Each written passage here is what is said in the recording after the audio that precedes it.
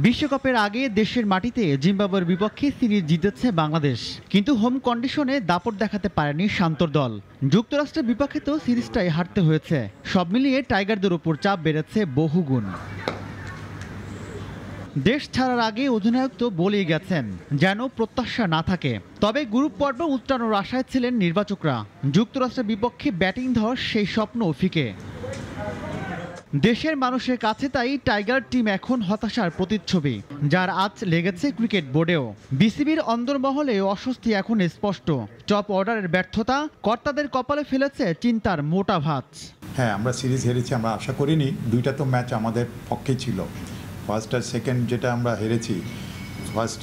First ম্যাচটা যেটা ছিল দেখেন, আমরা কিন্তু 54 রান, 4 ওভারে 54 রান আমরা এটা কিন্তু আমাদের বোলাররা ঠেকাতে পারেনি।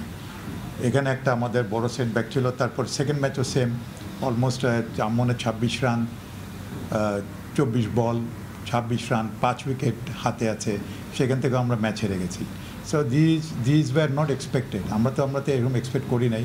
হতশ্রী ব্যাটিংয়ের বিপরীতে ভরসা পেস বোলিং, সেখানেও ধাক্কা শরীফুলের ইনজুরি। এই মুহূর্তে সে আমাদের মেন বোলার মেন অ্যাটাক বলতে পারেন। তো এখন তার এখানে যে স্টিচ পড়েছে, এখানে প্রায় 6টার মধ্যে স্টিচ পড়েছে। 2 দিন পরে ড্রেসিং চেঞ্জ করবে, আপনারা হয়তো দেখেছেন যে মিডিয়াতে বলেছে। তো দেখা যাক তারপরে এই টুর্নামেন্টে কয়টা সিরিজ সে খেলতে পারবে, কয়টা ম্যাচ সে খেলতে পারবে। আই ডোন্ট নো, এটা হয়তো আমরা জানবো আরও 2 দিন পরে, যখন ডক্টর তাকে ড্রেস চেঞ্জ করবে। প্রতিকূল সময়টায় আস্থা হয়ে উঠতে পারেন সাকিব, মাহমুদুল্লাহ ও মুস্তাফিজ। তাদের অভিজ্ঞতা বিশ্বকাপে খানিকটা হলেও স্বস্তির বৃষ্টি ঝরবে, সেই প্রত্যাশায় গোটা বাংলাদেশ।